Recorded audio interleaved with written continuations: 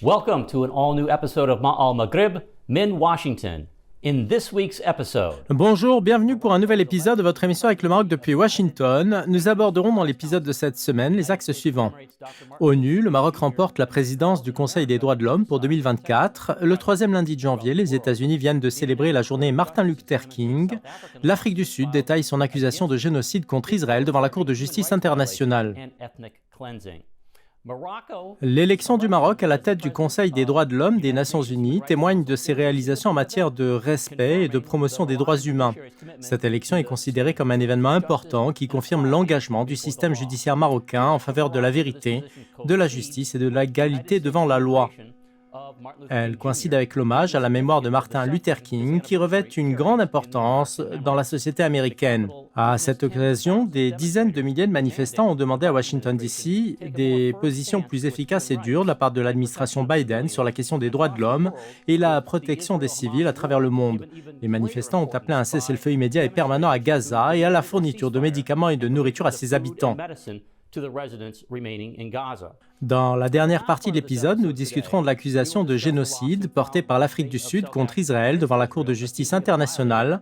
Le gouvernement Netanyahou rejette catégoriquement cette accusation, estimant qu'Israël agit dans le cadre de son droit légitime à répondre aux attaques du Hamas du 7 octobre. Pour discuter de ces sujets, j'ai le plaisir d'accueillir aujourd'hui les invités suivants. Alors avec nous tout d'abord, Clark Cooper, qui est diplomate et ancien combattant.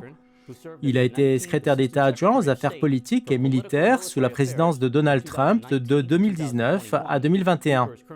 Aujourd'hui, il est chercheur à Atlantic Council à Washington et s'intéresse aux études et recherches sur le Proche-Orient.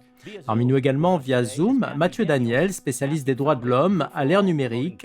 Il a créé plusieurs centres universitaires dédiés à l'étude de cette discipline à travers le monde.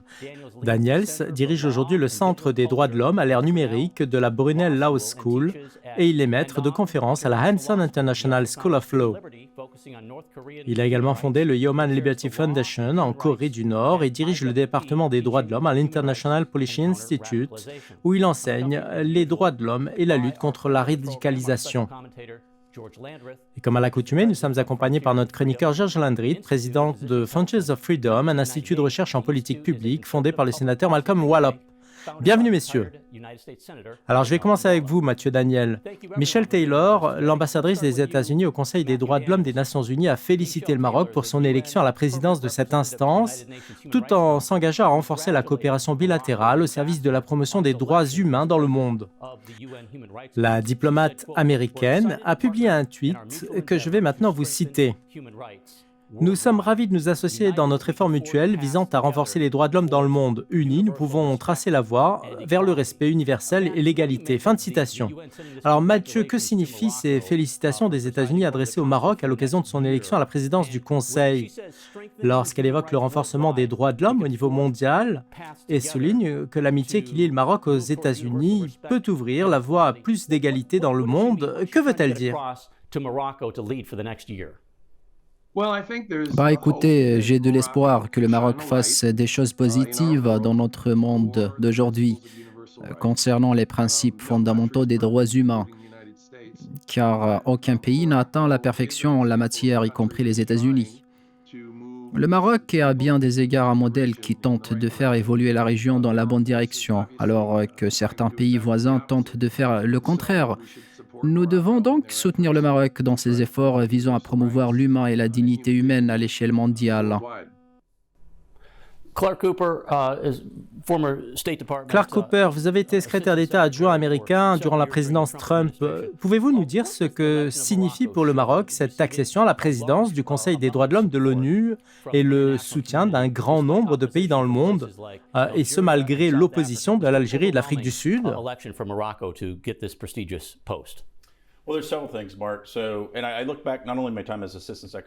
Pour plusieurs raisons, Marc.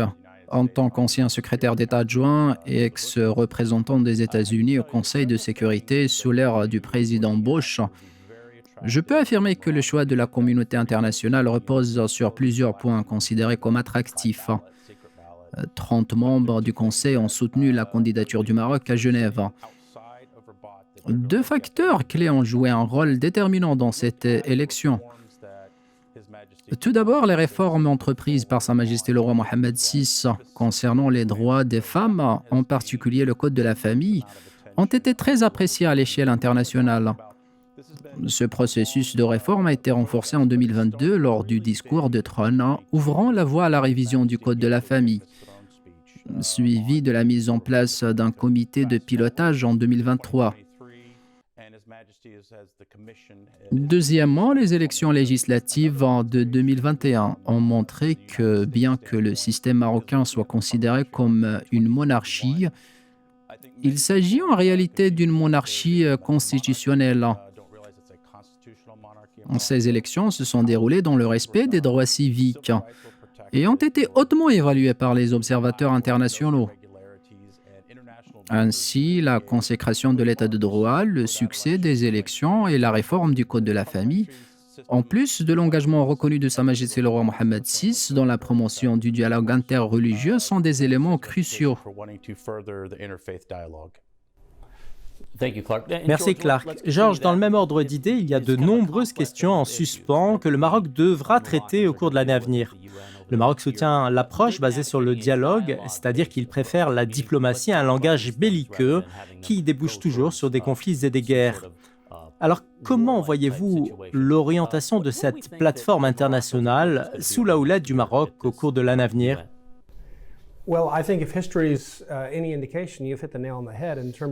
Je pense que si l'histoire confirme quelque chose, alors elle est définitivement de votre côté sur la question de la dépendance du Maroc à l'égard du dialogue.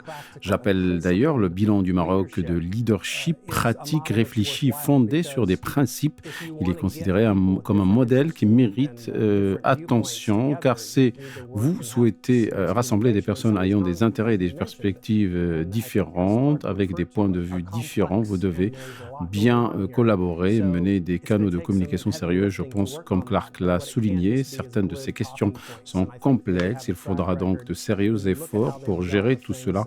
Je pense également que le Maroc possède un bilan positif quand on regarde la façon dont il gère les choses. Le Maroc est le parti sage et équilibré, tandis que de nombreuses voix internationales agissent comme un enfant de 3 ans qui crie parce qu'il n'a pas obtenu ce qu'il voulait. Nous avons donc besoin davantage de ce type de maturité si nous voulons résoudre tous les problèmes, car le fait de crier ne résout jamais rien, et je suis optimiste car les Nations Unies ont choisi auparavant des partis controversés pour diriger le Conseil des droits de l'homme, comme l'Iran, qui est un pionnier dans la violation des droits de l'homme dans le monde. Alors, la présidence marocaine du Conseil des droits de l'homme de l'ONU signifie que les Nations Unies peuvent être un acteur positif sur la scène pour parvenir à de vraies solutions par le biais d'une approche basée sur le dialogue.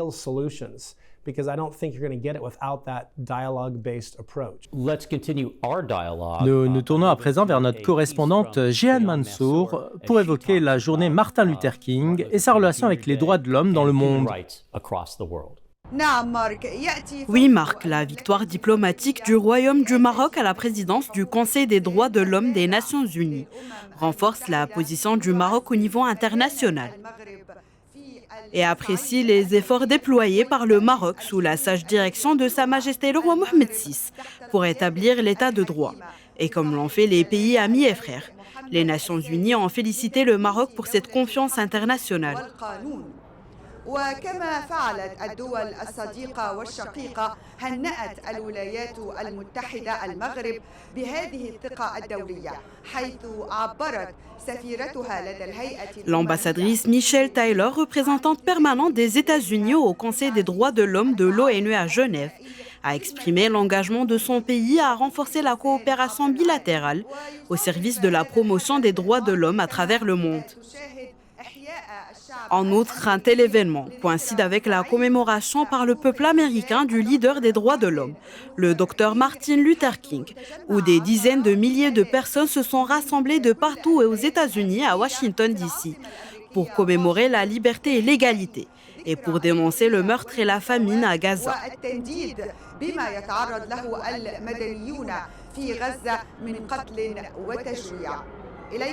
À vous, Marc. Matthew Daniels, let's go to you. Thank you, Jehan. Merci Jehan pour ce reportage. Mathieu Daniels, à propos de l'orientation du Maroc, au sein de cet important conseil de l'ONU, nous constatons que le Royaume soutient effectivement, tant à l'intérieur de ses frontières qu'à l'international, le dialogue interreligieux, les valeurs de tolérance, de lutte contre la haine et de protection des droits des migrants. Alors comment pour le Maroc exporter et partager avec le reste du monde ces valeurs civilisationnelles ? Vous disposez également d'une expérience globale. Alors comment pouvons-nous bénéficier des expériences internes du Maroc pour inspirer les nations du monde ? C'est étonnant, Marc. Au cours de ma carrière, j'ai découvert que le combat fondamental est le même dans chaque société. Oui, les personnes bien intentionnées sont partout confrontées aux mêmes menaces. Nous nous concentrons sur la montée des mouvements violents et extrémistes. Et nous nous concentrons également en même temps sur le remède, qui est la promotion de la dignité humaine et des droits fondamentaux.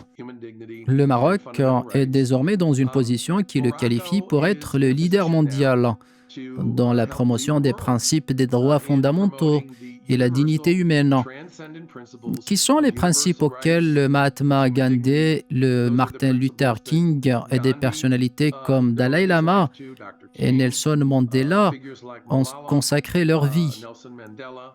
Les principes de Mandela s'appliquent à tous, partout et pour lesquels les gens mènent la même lutte.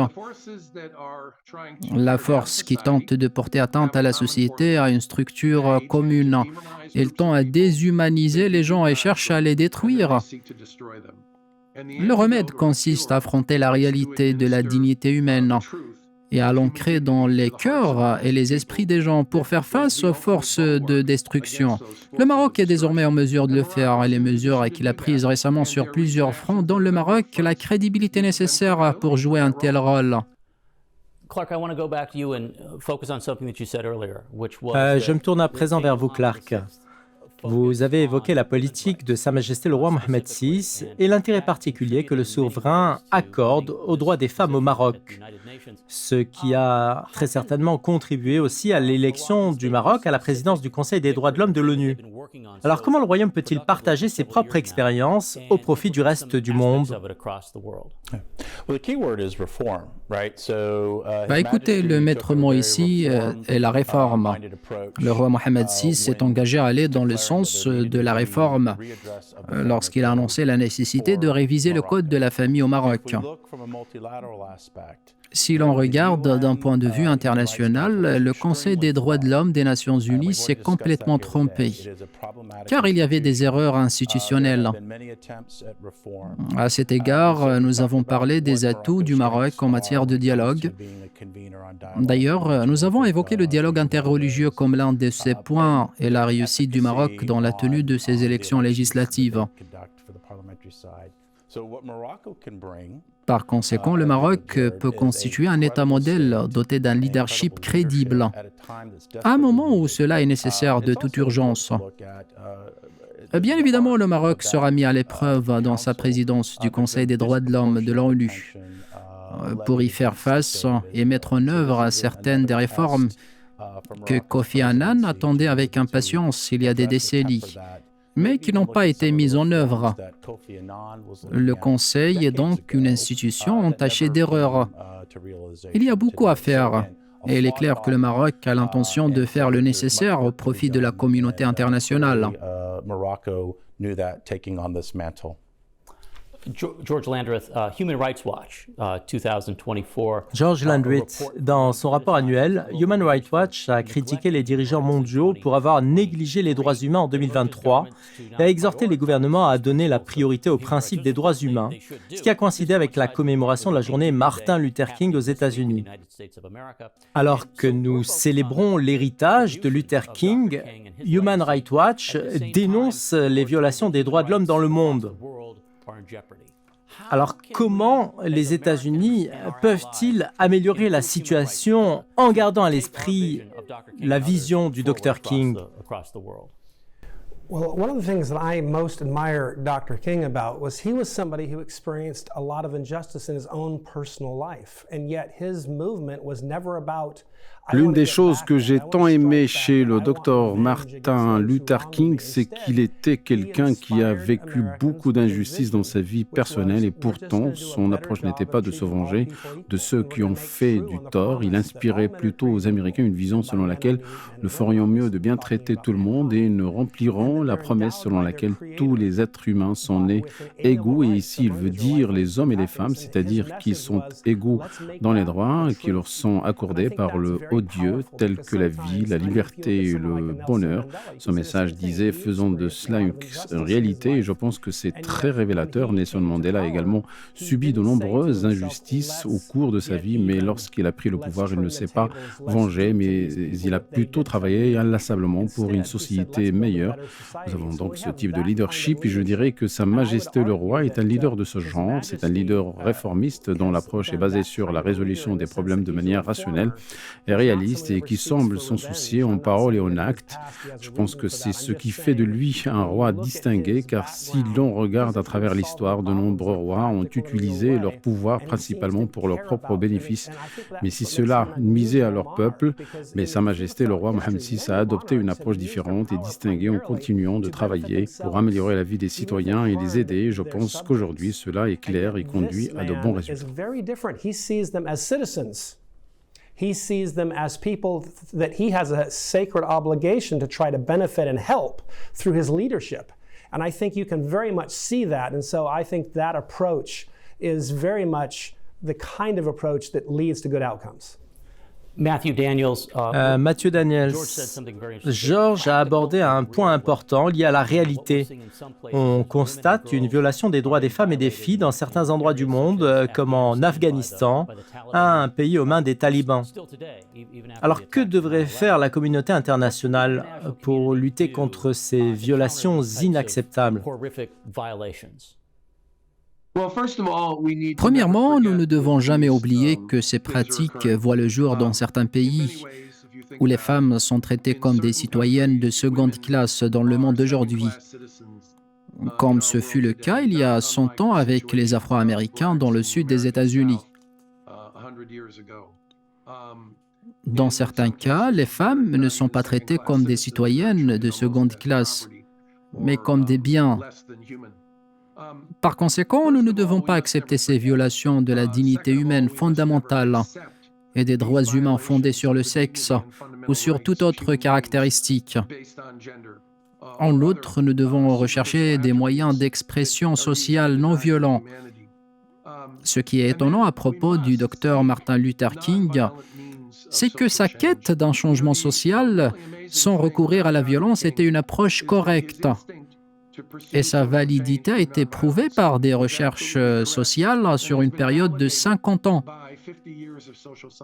En fait, l'adhésion à la non-violence génère le pouvoir de persuasion. Cela est devenu donc le meilleur moyen de provoquer un changement social dans une société démocratique. Mais la violence génère davantage de souffrance. La violence n'a jamais abouti à une transformation sociale positive. C'est le message pour lequel Martin Luther King et Mahatma Gandhi ont donné leur vie. Et c'est le message auquel nous devons adhérer aujourd'hui. Thank you, Matt. Clark Cooper, let's continue with this Human Rights Watch. Merci Mathieu. Alors Cooper, on continue de commenter le rapport de Human Rights Watch qui traite de nombreuses régions du monde, dont la guerre en Palestine, l'escalade de la violence au Soudan qui a entraîné de graves souffrances pour la population locale, le conflit entre la Russie et l'Ukraine, le Myanmar, l'Éthiopie, la région du Sahel, etc. Alors, en voyant tous ces conflits qui agitent le monde, que devrions-nous faire différemment cette année pour promouvoir les droits de l'homme sur notre planète ? Before, there is no panacea, but the key thing to look at from a assessment or terrain analysis of this is the globe. Il n'y a pas de solution à tous les problèmes. Mais la principale chose que nous recherchons en analysant le monde d'aujourd'hui, qui traverse une époque de grands désaccords et de grandes souffrances, c'est que nous parlons de violations des droits de l'homme qui peuvent résulter soit de conflits directs entre États, soit des acteurs non étatiques qui participent à bon nombre de ces conflits, en particulier, comme je l'ai mentionné, dans la région du Sahel en Afrique. où de nombreuses parties ne représentent pas les États.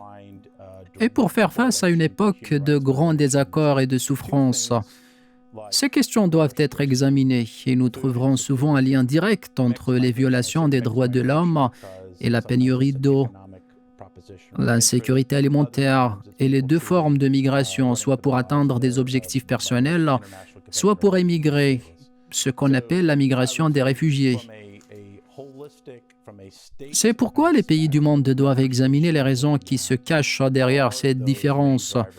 Car si l'on recherche les raisons qui se cachent derrière les violations des droits de l'homme, on trouvera un lien entre elles et les trois éléments majeurs: la pénurie d'eau, l'insécurité alimentaire et les deux aspects de la migration. Matt Daniels, Human Rights Watch. Mathieu Daniels, Human Rights Watch a condamné les actions d'Israël à Gaza, mais également le silence concernant la crise des Ouïghours en Chine, les actions du Myanmar contre les Rohingyas et ce que fait la Russie en Ukraine. Alors, que pensez-vous de la réponse de la communauté internationale envers toutes ces questions? D'abord, il est difficile d'affronter la Chine en raison de l'immensité de son territoire, mais aussi de son armée et des enjeux liés au commerce international. Et il en va de même pour la Russie. Il est difficile pour de nombreux pays dans le monde de la condamner en raison de leur dépendance au pétrole et au gaz russe, alors qu'il est facile de condamner des pays isolés comme le Myanmar et la Corée du Nord. Alors, en tant qu'avocat et défenseur des droits humains, que peut-on faire pour changer et motiver les pays et gouvernements à être plus sensibles aux droits de l'homme? Vous parlez en fait d'une des raisons pour lesquelles notre organisation a été fondée.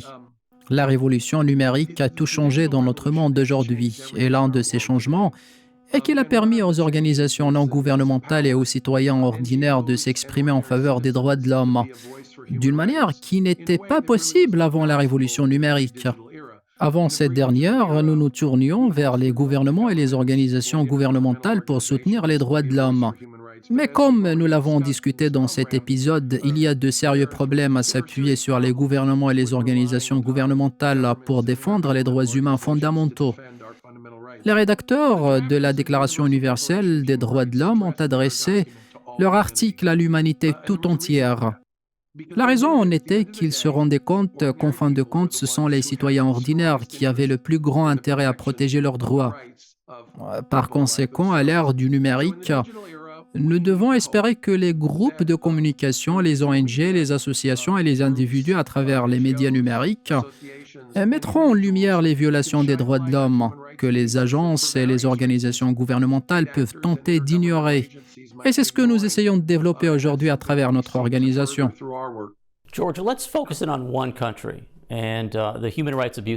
George, concentrons-nous sur un pays en particulier, sur les violations des droits de l'homme qui y sont observées. Je parle ici de la Chine et de la difficulté de la condamner en raison de l'imbrication de notre économie et de nos échanges commerciaux avec ce pays. Nous traitons la Chine avec une certaine tolérance.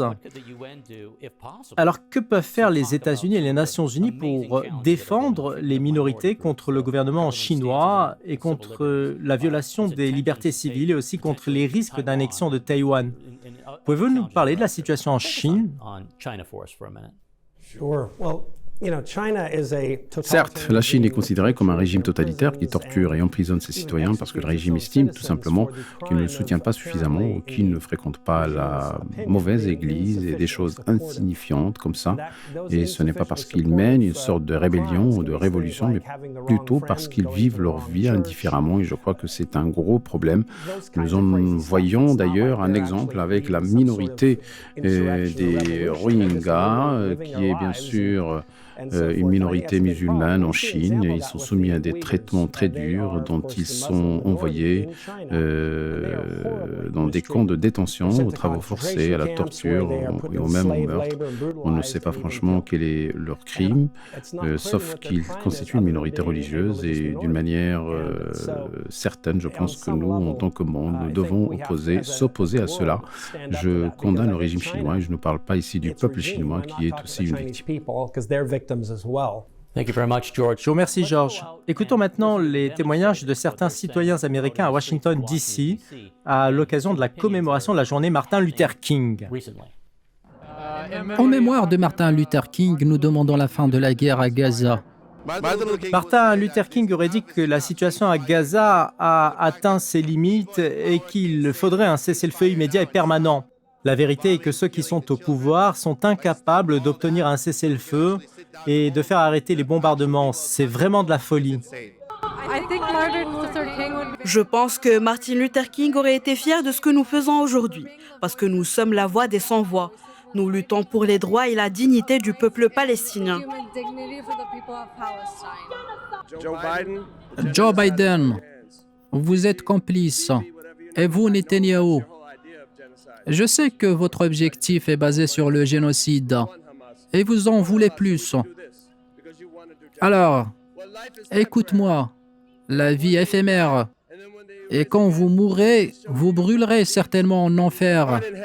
Okay, well, let's take a break. Ok, nous allons maintenant faire une courte pause et directement après, nous poursuivrons notre discussion sur les droits de l'homme et les défis à relever sur toutes ces questions.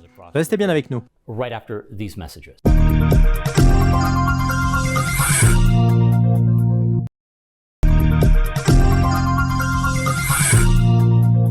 Welcome back to Ma'al Maghrib, min Washington. Nous voilà de retour pour la suite de votre émission avec le Maroc depuis Washington. Notre discussion porte aujourd'hui sur la présidence du Maroc au Conseil des droits de l'homme de l'ONU en 2024 et la commémoration de la journée Martin Luther King. Alors, George, permettez-moi d'évoquer certains défis auxquels le Maroc est confronté à ses frontières au sujet des droits de l'homme. Sur le territoire algérien, dans la ville de Tindouf, des milliers d'enfants, de femmes et de personnes âgées sont séquestrés contre leur gré. Et malheureusement, la communauté internationale n'en parle pas beaucoup. Alors, comment pouvons-nous relever ces défis en matière de droits de l'homme dans la région ?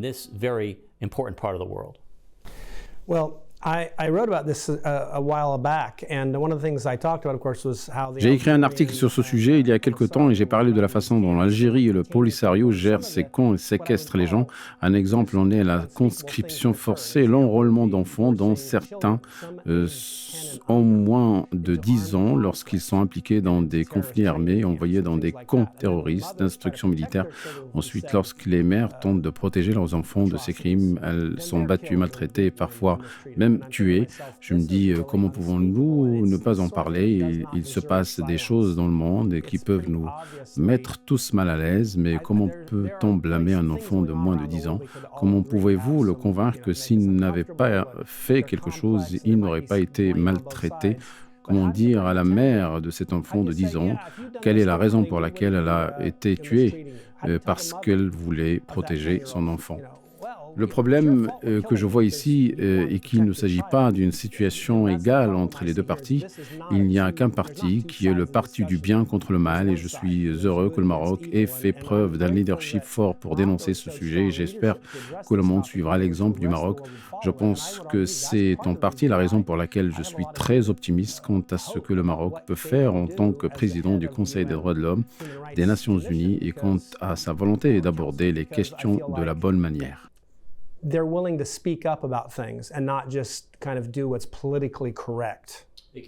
Bring it to the forefront, these issues within this council. And very interesting story that George wrote for Il va donc falloir mettre ces questions au premier plan au sein de ce conseil. Et pour en savoir plus, je recommande à nos téléspectateurs de lire l'article de George publié en juin dernier sur le site Newslook. Mathieu Daniels, les gouvernements trouvent plus facile de mettre de côté les questions relatives aux droits de l'homme, comme George l'a souligné à propos de l'Algérie. La Corée du Nord ne se soucie pas non plus des droits de l'homme et ne publie rien à ce sujet. On peut dire la même chose pour l'Iran et le Myanmar, où il n'existe pas de médias avancés ni d'espace d'information numérique. Alors, comment briser les barrières pour atteindre les populations de ces pays et dénoncer ces régimes afin d'y améliorer la situation des droits de l'homme ?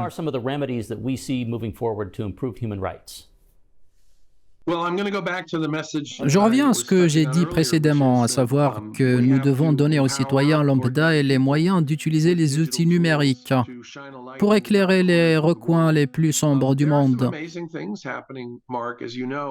Il se passe des choses positives avec des organisations comme Witness, qui forment des militants à utiliser des caméras pour enregistrer la répression et la brutalité du gouvernement et à télécharger en toute sécurité ces vidéos sur un réseau personnel virtuel, où elles peuvent être montrées au monde dans des endroits où il n'y a pas d'accès aux médias traditionnels.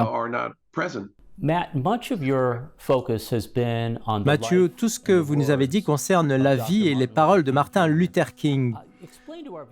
Pouvez-vous nous expliquer, pour mieux éclairer nos téléspectateurs au Maroc et en Afrique du Nord, quel type de droits humains il défendait et l'héritage qu'il a laissé aux États-Unis et au monde entier? Le docteur Martin Luther King a consacré sa vie à démontrer que Dieu confère à tous la dignité humaine. Ils jouissent donc de droits fondamentaux, quelle que soit leur race, leur sexe, leur classe sociale et toute autre caractéristique. C'est l'antidote à l'oppression, à la violence et à la discrimination partout dans toutes les sociétés. Par conséquent, nous pouvons apprendre du Dr King que son mouvement pacifique a pu changer la situation dans le sud des États-Unis. En fait, Dr King croyait en la dignité des personnes qu'il opprimait et croyait également que ceux qui commettaient des violences contre lui avaient la dignité humaine. C'est pourquoi il n'a pas répondu à la violence par elle-même, mais plutôt par la non-violence. Il l'a fait avec courage et compétence. Et l'histoire a prouvé que sa méthode était efficace. Nous devons donc suivre cette méthode dans tous les pays du monde. Mathieu, j'ai une dernière question avant de nous quitter. Diriez-vous que les États-Unis ont atteint les objectifs de Martin Luther King, objectifs pour lesquels il a sacrifié sa vie il y a des décennies? Et si nous n'y parvenons pas, qu'est-ce qui devrait être fait à cet égard?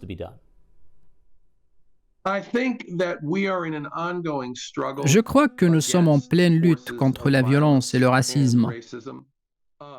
D'ailleurs, nous ne devons pas oublier que nous avons récemment été témoins de massacres perpétrés par des gens qui croient en la doctrine de la suprématie blanche absolue dans des villes comme Buffalo, où un homme blanc a tué un homme afro-américain dans un supermarché. Un meurtre basé sur une mentalité enracinée dans la haine raciale qui vise l'extermination. Cette rage existe toujours dans la société américaine.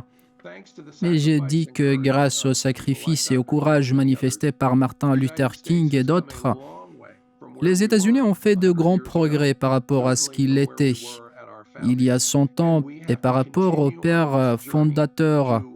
Nous devons continuer sur cette voie pour réaliser le rêve de garantir des droits fondamentaux qui ne sont pas sujets à discussion pour tous les hommes à qui Dieu a accordé la dignité humaine. Et c'est l'objectif vers lequel nous devons lutter. Nous n'allons jamais atteindre la perfection, mais nous pouvons progresser certainement vers le mieux. Merci Mathieu Daniels pour le temps que vous nous avez accordé. Nous serons heureux de vous recevoir à nouveau dès que votre agenda vous le permettra.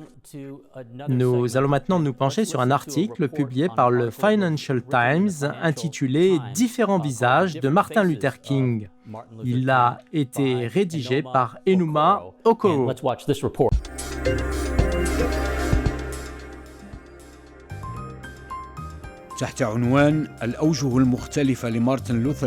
Sous le titre « Les différents visages de Martin Luther King », Enuma a écrit un article dans le Financial Times. Je cite « Depuis 1983, le 15 janvier de chaque année est devenu une fête nationale pour célébrer la vie et les réalisations du leader du mouvement des droits civiques aux États-Unis, Martin Luther King, assassiné en 1968 à l'âge de 39 ans seulement. L'écrivaine a écrit « L'héritage de courage de Martin Luther King pour l'égalité et les droits de l'homme perdurera. Sa lutte a inspiré les peuples du monde à établir un monde dans lequel chacun jouit de l'égalité, sans distinction d'origine, de nationalité ou de religion. Un monde où tous les gens ont les mêmes droits. C'est agréable de célébrer sa vie et ses réalisations et de s'inspirer de lui pour travailler sans relâche. Mais nous devons apprendre beaucoup de ses méthodes de lutte en réalisant qu'il était un être humain comme nous tous et en regardant les capacités dont nous disposons pour achever ce qui n'a pas été accompli. L'écrivaine revient sur la période de jeunesse de Martin Luther King lorsqu'il obtient un doctorat en théologie à l'âge de 26 ans. King a fondé la Southern Christian Leadership Conference, qui visait à obtenir les droits civiques des Afro-Américains et à mener la lutte pour cela. Le soutien le plus célèbre à son mouvement pour exiger les droits civiques a été son célèbre discours après une marche massive à Washington, exigeant la liberté, l'égalité et la fin du racisme en 1963, devant 1/4 million de ses partisans. Comme il a répété dans ce discours, la phrase « J'ai le rêve qu'un jour les Blancs et les Afro-Américains coexisteront en harmonie, liberté et égalité ». L'écrivaine conclut en disant « Il est vrai que Martin Luther King était une personne extraordinaire, mais en chacun de nous, il y a des aspects qui font de nous des personnes extraordinaires, et il ne nous manque que de découvrir ces aspects. » Rappelons-nous la déclaration de Martin Luther King en 1960. « Si vous ne pouvez pas voler, alors courez, et si vous ne pouvez pas courir, alors marchez. Si vous ne pouvez pas marcher, rampez. Mais quoi que vous fassiez, vous devez continuer à avancer. » Interesting report in Financial Times in that article. Un article très important publié dans le Financial Times. Clark Cooper, en novembre dernier, la Cour internationale de justice a ordonné à la Syrie de mettre un terme à la torture et au traitement cruel et dégradant dans ce pays déchiré par la guerre. Alors, est-ce assez et que peut-on faire aujourd'hui? Well, so in this case, it's not enough. On a technical point, it's worth noting that Dans ce cas, cela n'a pas suffi et techniquement, la Cour internationale de justice n'a aucun pouvoir d'exécution. Elle est donc incapable de mettre en œuvre les décisions qu'elle rend ou les positions qu'elle prend. La deuxième chose à prendre en considération du point de vue international est que la Syrie a un parti qui la soutient constamment, à savoir la Russie. Et qu'en tant que membre permanent du Conseil de sécurité, elle peut arrêter toute action contraire parce que la communauté internationale veut imposer une sorte de sanction à Bachar al-Assad et à son régime par l'intermédiaire du Conseil de sécurité. Mais ce n'est pas le cas grâce à la présence de la Russie. Mais cela n'empêche pas l'action individuelle ou collective des pays qui le souhaitent.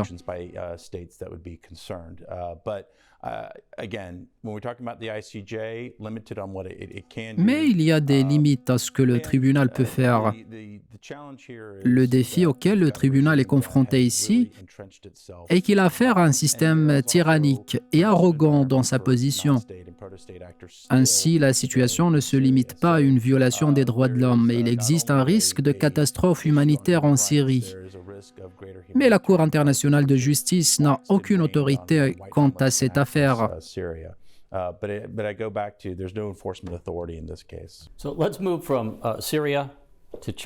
Passons maintenant de la Syrie à l'Ukraine, où la guerre est entrée dans sa deuxième année et où tout semble maintenant figé, sans aucune contestation en Russie. Et quand bien même une voix s'y oppose, ils la font taire pour toujours en l'empoisonnant ou en la jetant en prison. Alors Clark, quel genre de pression la communauté internationale peut-elle exercer sur la Russie après 2 ans de guerre? Yeah.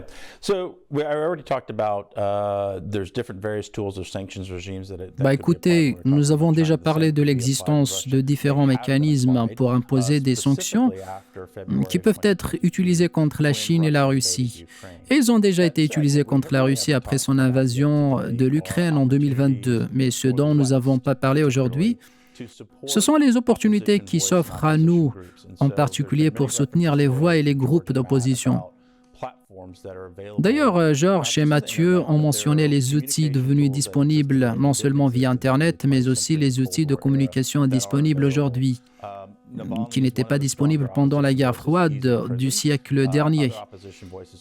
À titre d'exemple, Alexei Navalny est l'une des voix les plus fortes de l'opposition russe. Il est actuellement emprisonné, lui et d'autres opposants. Mais cela ne veut pas dire qu'il n'y a pas de figure de l'opposition. Si nous donnons un peu d'espace à ces voix, cela sera certainement utile. Les États-Unis, les pays occidentaux et des pays comme le Maroc peuvent soutenir les voix des démocrates et il y a de la marge pour le faire.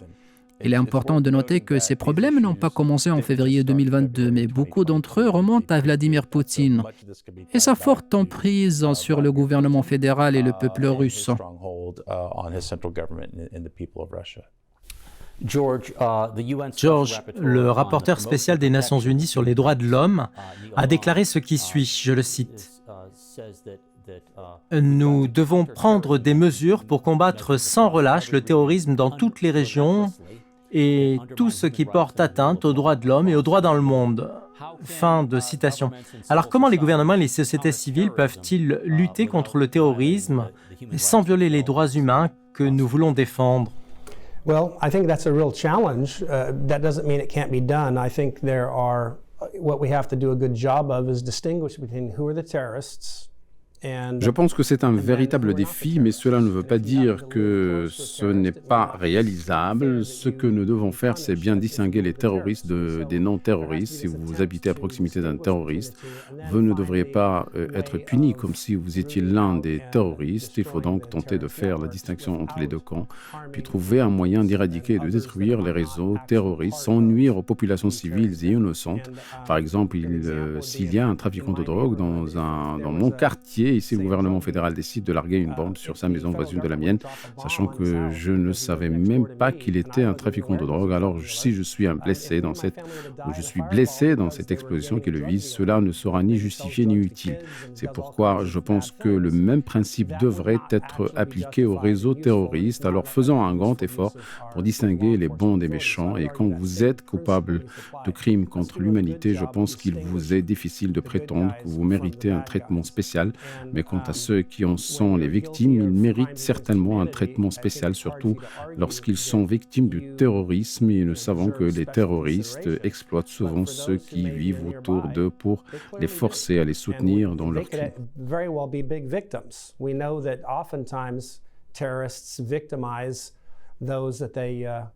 They're not just blowing up their enemies, they sometimes victimize others around them to support them in their efforts. Thank you, George. Je vous remercie, Georges. Nous allons maintenant passer à la dernière partie de cet épisode. En fait, la plus haute juridiction de l'ONU entend l'accusation de génocide de l'Afrique du Sud contre Israël. Ceci est nié à la fois par les États-Unis et par Israël, ce qui affecte les relations étrangères des États-Unis. L'Afrique du Sud affirme qu'Israël commet un génocide après que le Hamas a attaqué les Israéliens. Israël et John Kirby, porte-parole du Conseil de sécurité nationale des États-Unis, ont rejeté tout acte de génocide. Clark, la Cour internationale de justice peut-elle forcer Israël à faire quoi que ce soit dans sa guerre contre le Hamas? Non, comme nous l'avons déjà dit, la Cour internationale de justice n'a aucune autorité coercitive et la seule voie à sa disposition est de s'adresser au Conseil de sécurité et certains pays ne lui permettront pas de le faire. Les États-Unis seront le premier de ces pays. En fait, l'accusation lancée est sans fondement et ne constitue pas un appel valable contre Israël. Mais même si c'était le cas, le tribunal devrait parvenir au Conseil de sécurité. Mais c'est une question sans fondement et cela ne sera pas le cas. Les États-Unis s'efforceront certainement de le faire. Cependant, je ne serais pas surpris si nous commencions à voir des pays faire des choses similaires devant le tribunal de La Haye, mais sans l'autorité nécessaire pour faire appliquer les décisions qu'il rend. Pourquoi pensez-vous que l'Afrique du Sud a décidé de mener ce combat ? Bien entendu, son histoire avec les souffrances de l'apartheid est connue, mais pourquoi a-t-elle pris la responsabilité de mener une telle action en justice ? Il y a plusieurs raisons. Si vous êtes d'Afrique du Sud et vous connaissez ce qui se passe dans ce pays et toutes les difficultés auxquelles le pays est confronté, y compris la corruption, le problème des pénuries d'électricité, les problèmes dans lesquels Cape Town s'est plongé ces dernières années, vous constaterez qu'une telle action en justice vise à détourner l'attention. Il s'agit d'un moyen facile pour le gouvernement d'accuser un autre parti. Si vous regardez à l'étranger, vous constaterez que l'Afrique du Sud joue pour le compte des autres. Et si vous examinez également la composition de la population en Afrique du Sud, vous constaterez qu'il existe des groupes parmi elles qui ont l'intérêt à lancer un appel comme celui-ci. Mais le problème est qu'il n'y a aucune preuve sur laquelle se fonde cet appel. Bien évidemment, la guerre menée par Israël contre le Hamas se heurte au problème de la séparation des combattants des civils. Rien ne prouve qu'Israël ait prévu ou voulu cibler la population civile de Gaza. Au contraire, Israël menait un combat contre le Hamas. Ce sera donc une affaire difficile et je voudrais souligner ici que l'un des juges de la Cour internationale est un survivant du génocide. Il y a aussi un point important à savoir que la Cour suprême d'Israël n'a pas absolument soutenu Benjamin Netanyahou. Mais il sera l'une des voix qui dira que ce qui s'est passé n'était pas un génocide. Concernant la raison qui a poussé l'Afrique du Sud à lancer cette accusation, on peut voir pourquoi le Parti du Congrès national africain lance cet appel, car il tente de détourner l'attention des échecs locaux en Afrique du Sud. George, aucun pays arabe ne s'est joint à cette accusation lancée par l'Afrique du Sud. Vous êtes avocat, expert en droit. Alors, pouvez-vous nous donner une explication à cela? Well, I think there's probably some political considerations. I do think there's a lot of challenges when it comes to Je pense qu'il y a certaines considérations politiques, mais il y a certainement des défis importants en matière de droit pénal. Des éléments tels que la loi juxtaposant les critères et les faits, ainsi que l'état d'esprit et l'intention doivent être cohérents avant que vous puissiez poursuivre équitablement une personne. Au moins, c'est ainsi que fonctionne habituellement la loi et elle ne devrait pas être simplement un exercice politique. La réalité est que la guerre, par nature, est parfois compliquée. Vous pouvez regarder la Seconde Guerre mondiale.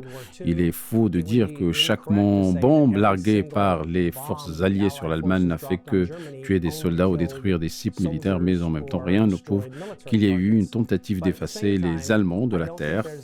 Il n'y a eu qu'une tentative d'éliminer les nazis, et je crois que tant qu'Israël peut prouver ses arguments, il peut éviter des poursuites pénales. Cela ne signifie pas que vous devez être d'accord avec chaque décision qu'ils prennent, et je ne dis pas que chaque bombe larguée était la bonne. Je dis plutôt que les définitions et exigences juridiques doivent être réalistes et nécessiter une intention. Par exemple, les erreurs commises par un militaire en faisant de mauvaises estimations ou en se trompant dans les chiffres, c'est très regrettable, mais ne constitue peut-être pas une infraction pénale. Mais si un hôpital a été bombardé avec intention, alors c'est un problème évident et c'est une violation du droit international. Mais je n'en ai vu aucune preuve. Cela ne signifie donc pas que vous devez soutenir tout ce qui s'est passé, mais je pense que vous devriez vous demander, existe-t-il de solides arguments en faveur des crimes de guerre? Jusqu'à présent, je n'ai pas vu cela. That doesn't mean you have to endorse everything that's happened, but I think you have to ask yourself, is there a strong case of war crimes? And I haven't seen that yet. Not there yet. Il n'y en a pas encore. Tout cela est en train de se produire et les choses nous apparaîtront plus clairement dans le prochain épisode de l'émission où nous aborderons les élections américaines, les débats des partis dans l'Iowa et ce qui arrivera à Trump et Biden. En fait, nous avons un président Joe Biden, qui s'est un peu positionné à certains égards. Nous avons écouté Jehan Mansour, qui a rencontré dans les rues de Washington des gens très favorables à la Palestine. Et ce sont des électeurs potentiels pour Biden. Alors Clark, Biden risque-t-il sa réélection en soutenant Benjamin Netanyahou?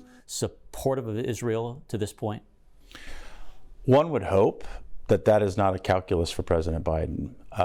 Espérons que cela n'entre pas dans les calculs de Biden, car nous avons déjà évoqué l'inquiétude commune non seulement aux États-Unis, mais dans d'autres pays du monde, y compris le Maroc, concernant les pertes parmi les civils palestiniens. Il existe un intérêt tout à fait légitime à éviter les pertes civiles, mais il n'y a aucune preuve qu'elles soient directement ciblées. Il s'agit d'une guerre contre une entité terroriste qui est le Hamas, comme le prétend Israël. Concernant les calculs de Biden, et ce qu'il devrait faire, ce qu'il a fait jusqu'à présent, c'est qu'il a agi conformément au principe de la souveraineté de l'État d'Israël. Il existe de nombreux accords avec Israël et avec le Royaume du Maroc, et ce sont des éléments qui sont pris en considération. Il est vrai que la voie de la rue américaine dans une société libre et ouverte est une question importante, mais sur le long terme, le président Biden doit maintenir ses engagements envers Israël.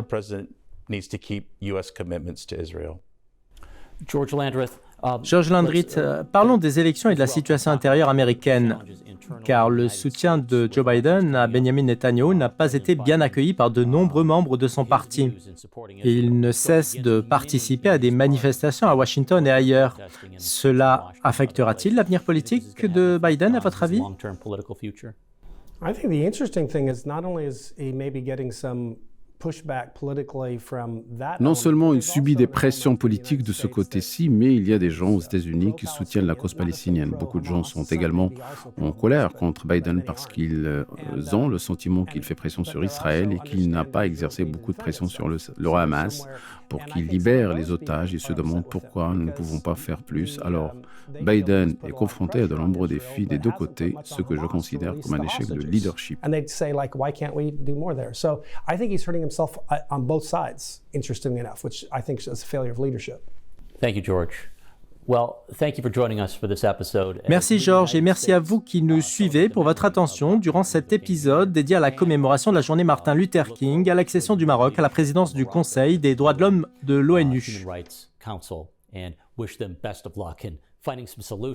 Nous lui souhaitons un leadership avisé pour résoudre bon nombre de questions épineuses liées à ce sujet.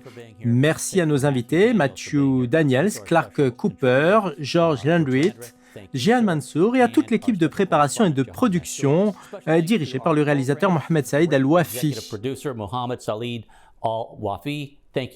Merci à tous et à très bientôt. Washington.